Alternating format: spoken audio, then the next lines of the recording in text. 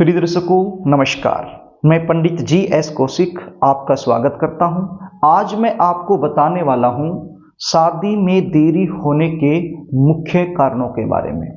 आपकी उम्र शादी के लायक हो चुकी है, शादी के लिए लगातार प्रयास किया जा रहा है, लेकिन प्रयास करने के बावजूद भी शादी में देरी बनी हुई है, तो इसका मुख्य कारण क्या बनता है, इसी के बारे में आज आपको बताने वाला हूं।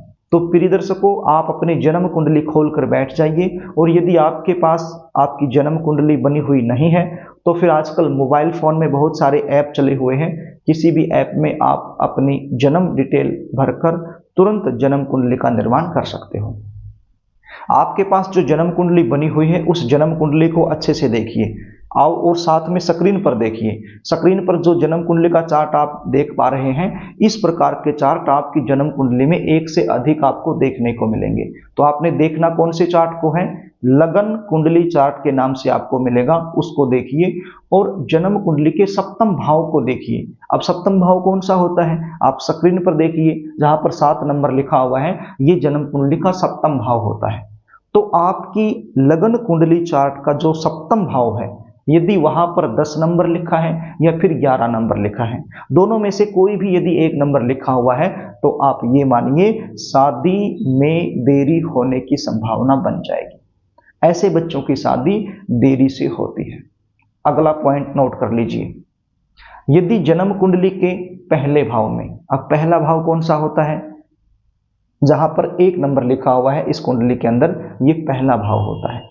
तो आप अपनी जन्म कुंडली के पहले भाव में देखिए, यदि पहला भाव, यदि पंचम भाव यानी 5वां भाव, और 7वां भाव और 10वां भाव, यदि इन 4 भाव में से किसी भी एक भाव में शनि देव बैठे हुए हैं, तो भी विवाह में देरी होने वाली सिचुएशन बन जाती है।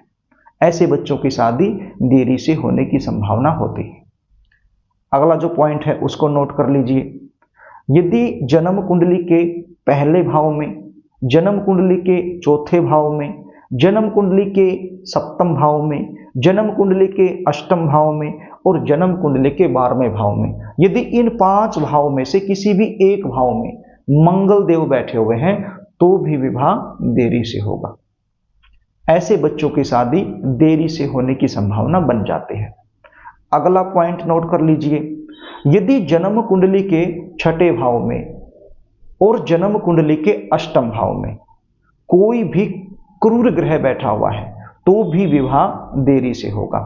अब क्रूर ग्रह कौन से ग्रह होते हैं, शनि, राहु, केतु, सूर्य और मंगल। यदि 6ठे भाव में और 8वें भाव में, इन दोनों भाव में क्रूर ग्रह बैठे हुए हैं, तो विवाह देरी से होगा। अगला जो पॉइंट है उसको नोट कर लीजिए, यदि जन्म कुंडली के सप्तम भाव का स्वामी 6ठे भाव में, 8वें भाव में और 12वें भाव में बैठा हुआ है, तो भी विवाह देरी से होगा। अब कैसे पता करोगे कि सप्तम भाव का स्वामी कौन है, आपको बता देता हूं। आपकी जन्म कुंडली का जो सप्तम भाव है, वहां पर जो अंक लिखा हुआ है वही बताएगा कि यहाँ के स्वामी कौन है। सपोज कीजिए आपकी जन्म कुंडली के सप्तम भाव में 1 नंबर लिखा है, तो स्वामी कौन बनेंगे, मंगल देव। यदि 2 लिखा है तो शुक्र देव, यदि 3 लिखा है तो बुध देव, यदि 4 लिखा है तो चंद्र देव, यदि 5 लिखा है तो सूर्य देव, यदि 6 लिखा है तो बुध देव, यदि 7 लिखा है तो शुक्र देव, यदि 8 लिखा है तो मंगल देव, यदि 9 लिखा है तो देव गुरु बृहस्पति, यदि 10 लिखा है तो शनि देव, यदि 11 लिखा है तो भी शनि देव, और यदि 12 लिखा है तो देव गुरु बृहस्पति। तो इस प्रकार से आप पता कर लोगे कि सप्तम भाव के स्वामी कौन बनते हैं। यदि सप्तम भाव का स्वामी 6ठे में, 8वें में और 12वें में, इन तीनों भाव में से किसी भी एक भाव में आपकी जन्म कुंडली में बैठा हुआ है, तो शादी देरी से होने वाली सिचुएशन बन जाती है।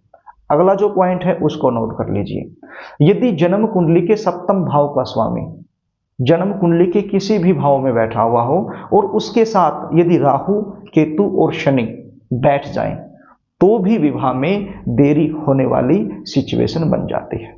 अगला जो पॉइंट है उसको नोट कर लीजिए, जन्म कुंडली के किसी भी भाव में शुक्र बैठा हुआ है और शुक्र से ठीक 7 घर आगे जाकर कोई भी क्रूर ग्रह या फिर विशेष रूप से शनि, राहु, केतु, इन 3 ग्रहों में से कोई भी ग्रह बैठा हुआ है बिल्कुल 7 घर आगे जाकर, या फिर देवगुरु बृहस्पति जहां पर बैठे हुए हैं और उनसे 7 घर आगे जाकर शनि, राहु, केतु, यदि ये ग्रह बैठे हुए हैं तो विवाह में देरी होने वाली सिचुएशन बन जाती है।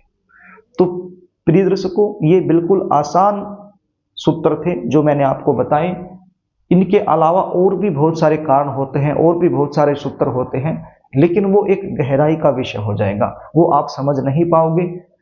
इसलिए मैंने केवल वो सूत्र आपको बताए हैं जो आप आसानी से समझ पाओ। यदि आप अपनी जन्म कुंडली का विश्लेषण मुझसे करवाना चाहते हैं, शादी कब होगी, कहाँ होगी, कौन सी दिशा में होगी, कैसे परिवार में होगी, शादी के बाद का जीवन कैसा रहने वाला है, जन्म कुंडली के आधार पर जल्दी शादी होने के विशेष उपाय क्या आपको करने चाहिए, यदि ये सारी जानकारी आप मुझसे लेना चाहते हैं तो स्क्रीन पर दिए गए व्हाट्सएप नंबर के जरिए आप अपनी जन्म डिटेल लिखकर मेरे पास भेज सकते हो और जन्म कुंडली का साइंटिफिक तरीके से सटीक विश्लेषण करवाकर संपूर्ण जानकारी आप मुझसे प्राप्त कर सकते हो।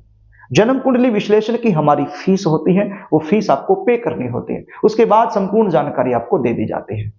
प्रिय दर्शकों, यदि कार्यक्रम आपको अच्छा लगे तो इस वीडियो को लाइक जरूर कर देना और कमेंट बॉक्स में वर्तमान समय में आपकी जो उम्र लगी हुई है वो उम्र लिखकर जरूर भेजना, ताकि मैं भगवान के चरणों में आपकी जल्दी शादी होने की जो प्रार्थना है वो कर सकूं। और अभी तक आपने चैनल को सब्सक्राइब नहीं किया है तो मुझसे लगातार जुड़े रहने के लिए चैनल को सब्सक्राइब जरूर कर लेना। आज के लिए बस इतना ही, आगे फिर मिलेंगे, तब तक के लिए नमस्कार।